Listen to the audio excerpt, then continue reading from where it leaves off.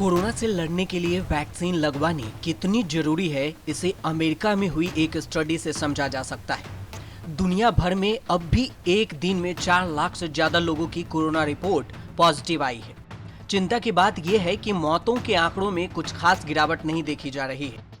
पिछले महीने अमेरिका में कोरोना से जान गंवाने वाले लोगों में 99.2% लोग ऐसे थे जिनका टीकाकरण नहीं हुआ था। अमेरिका के centre for disease control and prevention यानी CDC के आंकड़ों के मुताबिक अमेरिका में मई में 18,000 लोगों की कोरोना से मौत हुई। इनमें से सिर्फ 150 लोग ऐसे थे जिन्हें कोरोना टीके की दोनों डोज लगी थी।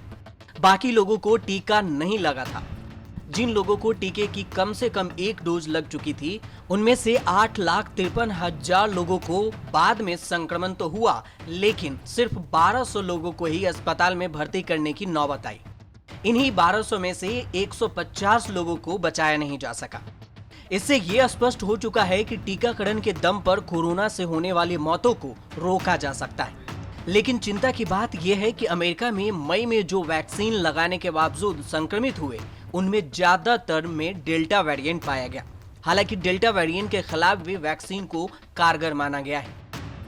वहीं CDC के निदेशक डॉक्टर रोसेल वांस्की के अनुसार अभी तक मौजूदा हर टीका इतना प्रभावी है कि कोरोना के कारण वयस्कों में लगभग हर मौत को रोका जा सकता है।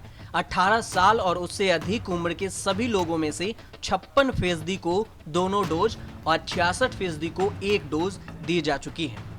बता दें कि दुनिया भर में 7 महीने में 2 अरब 30 करोड़ के करीब वैक्सीन की डोज लोगों को लगाई जा चुकी है। भारत में अब तक 30 करोड़ से अधिक डोज लोगों को दिया जा चुका है। कई देश ऐसे हैं जिन्होंने अपनी अधिकांश आबादी को वैक्सीन लगा दी है, लेकिन फिर भी कई देशों में कोरोना की लहर बढ़ने लगी है। दुनिया भर में अब तक 18 करोड़ 11 लाख से ज्यादा लोग संक्रमित हो चुके हैं। इनमें से 39,24,000 लोगों की मौत हो चुकी है। तो वहीं दूसरी ओर संक्रमण रोग विशेषज्ञ डॉक्टर एंथोनी फाउची के अनुसार अमेरिका के लिए डेल्टा वेरिएंट बड़ा खतरा बन सकता है। इससे देश में हालात ब्रिटेन जैसे बन सकते हैं। यदि लोग वैक्सीन नहीं लगवाएंगे तो कोरोना के खिलाफ अब तक उठाए गए सभी कदम निष्प्रभावी हो सकते हैं।